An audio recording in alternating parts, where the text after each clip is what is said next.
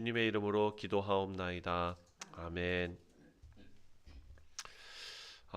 오늘 42장 이제 요셉이 형들을 만나는 그런 말씀인데요.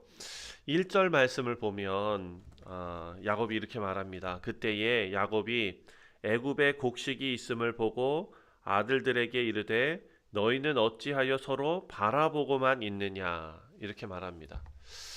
자, 지금 야곱의 가족이 살고 있는 땅에 기근이 찾아왔죠. 먹을 것이 없습니다. 지금 이 가족 전체가 위기입니다.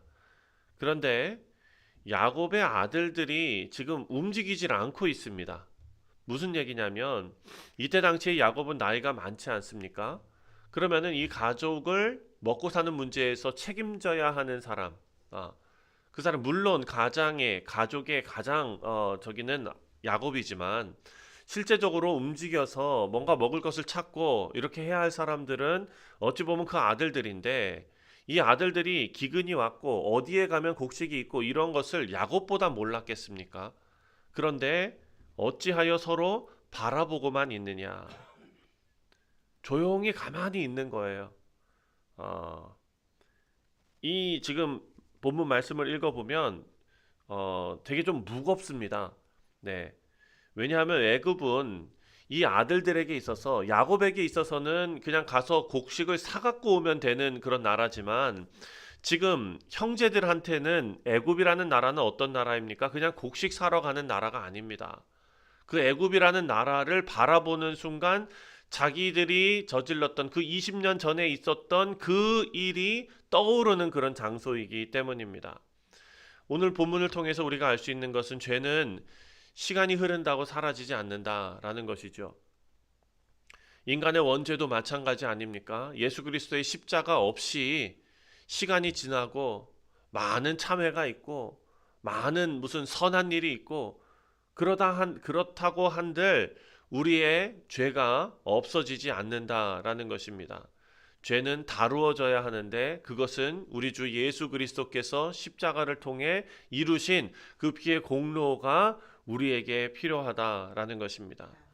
자, 먼저 첫 번째로 우리가 생각해야 할 것은 하나님께서는요, 그러기에 우리를 그리스도의 십자가로 끌고 가시고 또 그 십자가를 통과하여 저 하늘의 영광스러운 자리까지 이끌어 가시도록 하나님께서 우리를 데리고 가시는데 그러기 위하여 하나님께서는 우리가 피하고 싶은 자리로 다시 나가게 하신다라는 것을 본문이 우리에게 말하고 있습니다. 자, 2절 말씀 보니까요.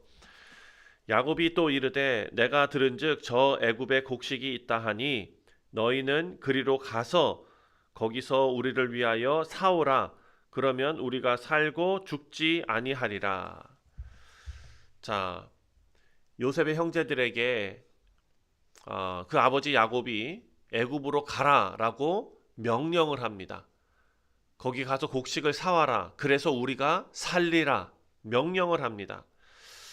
그 형들이 마지막으로 그 방향을 바라봤던 때가 바로 요셉을 이스마엘 상인들에게 넘긴 날이었겠죠. 그래서 그들은 머릿속에 또 마음속에 그것을 의식적으로 묻어두고 살아갔던 것입니다. 왜냐하면 살아야 되니까요. 가정도 유지해야 되고 자녀들도 낳아서 길러야 되고 삶은 그렇게 계속 흘러간 것입니다. 하지만 하나님께서 그 삶의 길 어느 순간에 다시 기근을 통해서 피할 수 없는 어떤 상황을 통해서 그들의 잘못된 그 모습, 그들의 잘못이 시작됐던 곳, 그 지점을 다시 바라보고 그 길로 다시 보내십니다. 하나님께서 우리를 편한 길로 인도하실 것이다. 다들 상상하고 기도하고 그렇게 살아가지만 하나님께서는요, 때때로 가장 돌아가기 싫은 길, 가장 마음 아픈 길, 그 길로 우리를 보내시는 것 같습니다. 왜냐하면 거기에 아직 우리가 해결받지 못한 어떤 것이 존재하고 있기 때문이겠죠. 자, 오늘 이 장면은 곡식을 사갖고 오는 그런 장면이라기보다는 하나님께서 한 가정을 그리고 요셉의 형제들을 다시 만지시기 시작하는 그런 말씀입니다. 우리 사랑하는 성도님들, 우리가 하나님을 섬기면서 또 귀한 신앙생활을 해 나가면서 우리가 직면하기 싫어하는 그런 부분들을 하나님께서 만나게 하실 때에 그 가운데 하나님께서 우리를 향한 우리에게 주시고 싶으신 그런 회복의 길이 있는 줄 믿습니다. 두 번째로 요셉은요, 형들을 알아봅니다. 그런데 형들은 요셉을 알아보지 못합니다.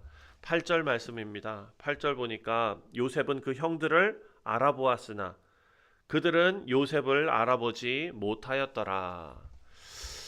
어제도 제가 설명한 대로 요셉은 지금 애굽 말을 하고 있고 또 애굽의 총리의 권세를 가지고 있었고 또 그때 당시 애굽 사람처럼 아마 면도도 해서 그 얼굴을 형들이 요셉의 얼굴을 알아보지도 못했을 그런 상황인 것은 맞습니다. 그런데 오늘 본문 말씀에 8절에 성경은 굳이 알아봄이라는 그런 단어를 사용하면서 이 상황을 다시 한번 언급하고 있습니다.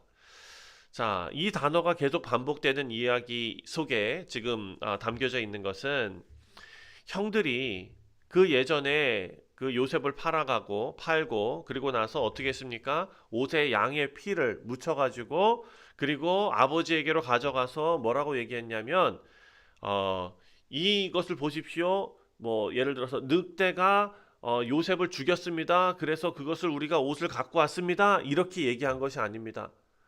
그냥 갖고 와서 이거 잘 모르겠는데 이거 뭐 알아보시겠어요? 이거 뭐예요? 이렇게 갖고 왔어요. 그렇죠? 거기에도 알아봄이라는 단어가 사용이 되었습니다.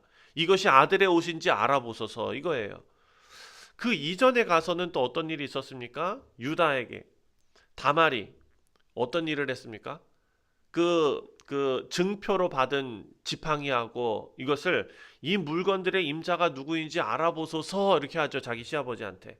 그렇죠? 그때도 알아보소서라는 말을 씁니다. 그러니까 우리가 지금 묵상해온 이 말씀 중에 알아봄이라는 이 문제가 눈으로 보고 알아보다라는 것보다도 진실을 보느냐의 문제입니다. 사랑하는 성도님들, 우리도 우리 자신을 알아봐야 될 것입니다. 지금 형들은요, 눈앞에 있는 요셉을 보면서 전혀 알아보지 못합니다.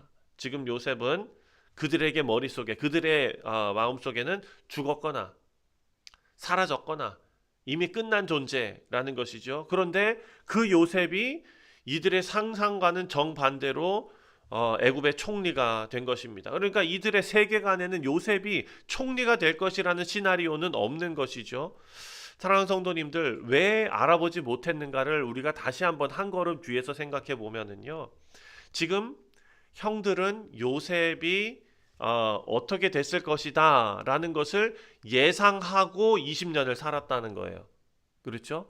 그런데 눈앞에는 자기들의 생각과 예상과 전혀 빗나간 모습으로 나타나 있으니 알아보지 못한 것이죠. 사랑하는 성도님들, 우리도 마찬가지인 것 같습니다.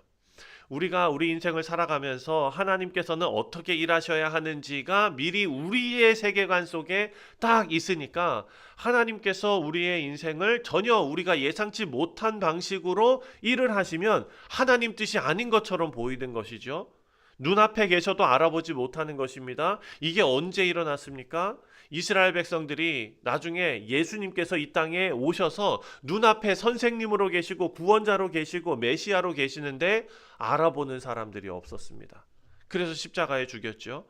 마찬가지입니다. 사랑하는 성도님들, 성령께서 우리 마음에 역사하셔서 하나님의 마음이 우리의 마음이 되고 하나님께서 보시는 것에 우리의 마음이 가는 그런 인생이 되기를 간절히 소원합니다. 그때 하나님의 뜻을 바라보고 그 뜻에 우리가 하나님께서 원하시는 순종의 모습으로 나아가게 될 줄 믿습니다. 마지막 세 번째로 오늘 본문 말씀 보면 우리가 읽을 때 요셉이 복수하는 것처럼 이렇게 생각되지만 요셉은 복수가 아닙니다. 회복을 향해서 지금 걸어가고 있습니다. 자, 형들을 만났습니다. 요셉이 형들을 알아봅니다. 그리고 나서 9절 말씀을 보니까 요셉이 그들에게 대하여 꾼 꿈을 생각하고 그들에게 이르되 너희는 정탐꾼들이라 이 나라의 틈을 엿보려고 왔느니라. 자, 이 앞에 요셉이 그들에게 대하여 꾼 꿈을 생각하고 라는 말씀이 생략되어져 있으면 요셉이 지금 복수하려고 하는 거구나. 뭔가 문제를 삼으려고 하는 거구나. 라고 우리가 생각할 수 있는데, 복수하네? 이렇게 생각할 수 있는데, 그 앞에 요셉이 그들에게 대하여 꾼 꿈을 생각하고, 여러분, 여기에서 우리가 계속해서 꿈이라는 것은 하나님께서 주시는 것 아니었습니까? 요셉에게 그 이전에 하나님께서 앞으로 될 일들을 요셉에게 꿈으로 알려주신 거예요. 그거는 요셉이 그냥 꾼 꿈이 아니라 하나님께서 알려주신 꿈 아닙니까? 그런데 요셉은 그 알려주신 하나님의 꿈을 그냥 있는 그대로 막 얘기를 하고 다녔어요. 인간적인 미성숙함으로. 그래서 이것들이 막 문제가 되지 않았습니까? 그렇지만 그 꿈 자체는 하나님께서 주신 것이 맞는 것이죠. 요셉은 그것을 생각한 것입니다. 하나님의 뜻을 먼저 생각하고 그리고 그 뜻에 맞는 일을 실행에 옮겼던 것입니다. 그러니까 개인적인 복수가 아니에요. 이것은 하나님 뜻 가운데 이루어지는 가정의 회복의 모습이었습니다. 지금 요셉은 그냥 상처받은 동생으로서 뿔난 대로 그냥 행동하는 것이 아닙니다. 하나님께서 오래전에 보여주신 그 일을 이제 보기 시작하는 사람처럼 움직이기 시작합니다. 그래서 16절 말씀을 보면은요. 16절에 너희 중에 하나를 보내어 너희 아우를 데려오게 하고 너희는 갇혀 있으라 이렇게 말합니다. 그리고 내가 너희의 말을 시험하여 너희 중에 진실이 있는지를 보리라. 시험하다. 자, 여기서 이 시험하다라는 말은 우리가 잘 아는 말로 연단하다라는 뜻입니다. 그러니까 금속을 불에 넣어가지고 이게 진짜인지 아닌지를 확인하는 그런 작업에 쓰이는 단어입니다. 그러니까 요셉이 형들을 망하게 하려는 것이 아니라는 것입니다. 우리 사랑하는 성도님들, 그 예전에 했던 그 금광석이나 이런 금들은 불순물이 있어서 그것을 뜨거운 용광로에 녹여서 불순물을 제거해서 순금을 만드는 것 아닙니까? 그러니까 내가 정금같이 나오리라 라는 말이 그런 말이죠. 그러니까 지금 요셉이 하는 이 일이 이 형제들에게 아픈 일이 될 수도 있고 이 형제들에게 복수를 하는 것처럼 보일 수 있으나 그것은 그것이 아니라 가정이 정금같이 회복되는 그 일입니다. 그들 안에 진실이 남아있는지 변화가 있는지 양심이 살아있는지를 보는 것이죠. 그런데 형들은 계속해서 뭐라고 얘기하냐면 우리는 정직한 자들이다 라고 말합니다. 맹세한다. 그리고 그들을 다 3일 동안 가두었다라고 말합니다. 자, 지금 이 형들을 보면 요셉을 팔아버리고 아버지를 속였던 사람들입니다. 그런데 우리는 한 가정에 다 형제들이고 한 형제는 우리가 어디 있는지 알지 못하고 이러면서 막 얘기하면서 이것은 진짜입니다. 정직합니다. 거짓말 아닙니다. 이렇게 말합니다. 사랑하는 성도님들 다 속였던 과거가 있음에도 불구하고 지금 이 상황 속에서 나는 정직하다라고 이야기하는 이 모습을 보면서 저는 자꾸 제 모습이 떠오릅니다. 그리고 이 말씀을 대하는 우리 모두가 다 스스로의 모습을 떠오르게 될 것입니다. 사랑하는 성도님들, 사람은 자기 죄를 완전히 직면하기 전까지 스스로 여전히 괜찮은 사람이다라고 생각하는 것이 인간인 것입니다. 하나님께서는요, 그래서 이 삶이라는 이 땅에 살아가는 우리의 인생이라는 이 시험을 통해서 우리 안에 있던 그 죄를 하나님께서 드러내십니다. 그리고 그 죄가 직면이 되고 그 죄를 바라보고 통회하는 그런 마음이 있는 자들, 하나님께서 그 마음속에 역사하신 자들은 다른 사람들이 보지 못하는 예수 그리스도의 십자가를 보게 되는 것입니다. 사랑하는 성도님들, 예수님을 보고도 믿어지지 않는 사람이 있고요. 예수님을 보고 믿어지는 사람이 있습니다. 이것이 다름입니다. 우리 사랑하는 성도님들, 우리 마음속에 죄에 대한 직면이 없으면 예수님을 바라봐도 예수님을 믿을 수가 없습니다. 말씀을 맺습니다. 오늘 본문 말씀 보니까 한 가족이 다시 회복되고 만나는 그런 장면으로 볼 수 있지만 하나님께서 숨겨진 것을 드러내시는 장면입니다. 형들이 자기들이 버린 요셉 앞에 다시 서게 됩니다. 요셉은 그들을 바로 무너뜨리진 않지만 그 마음속 깊은 곳까지 다루기 시작하고 그리고 그 온 가족이 구원을 받고 회복이 되는 그런 모습을 우리가 이제 앞으로도 묵상하게 될 것입니다. 우리 사랑하는 성도님들, 이것이 우리를 다루시는 하나님의 방법입니다.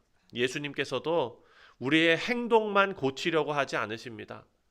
조금 더 착한 사람으로 살도록 우리를 행동으로 고치시는 그런 분이 아니라 우리 안에 오랫동안 숨어 있는 우리의 DNA에 박혀 있는 두려움과 죄책감과 거짓과 자기를 속이는 일과 이 모든 것을 하나님께서 다 드러내시고, 그리고 그 모든 것이 다 수면 위로 들어왔을 때 그것을 우리 스스로 감당할 수 없으니 예수님께서 십자가에 못 박혀 죽으심으로 우리에게 참된 회복을 주셨습니다.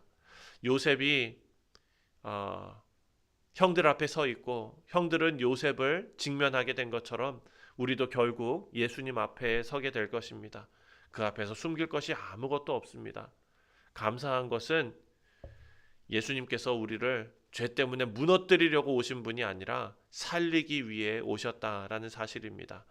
오늘도 우리가 피하고 싶은 그런 길, 그 앞에서 진짜 회복을 이끌어내시는 하나님의 은혜를 생각하시면서 오늘 하루도 은혜 가운데 살아가는 우리 모두 되시기를 주님의 이름으로 축원드립니다. 기도하겠습니다. 하나님 아버지, 인간의 본성으로 덮어두고 지나가려고 했던 그 모든 것들까지 하나님께서는 다 알고 계십니다. 피하고 싶었던 것, 다시 마주하고 싶지 않았던 그런 일들 속에서도 하나님께서 여전히 일하고 계시고 우리를 거룩의 자리로 계속해서 인도해 가심에 하나님 감사를 드립니다. 이것이 가능한 것은 우리가 주의 자녀로 새로 거듭났기 때문입니다. 하나님, 요셉을 통해서 한 가정을 다시 살리셨던 것처럼 우리 하나님의 은혜를 우리 모두가 다시 경험하고 회복되는 아름다운 역사가 우리 가운데 계속해서 나타나게 하여 주옵소서. 감사드리오며 예수님의 이름으로 기도하옵나이다. 아멘. 하늘에 계신 우리 아버지여,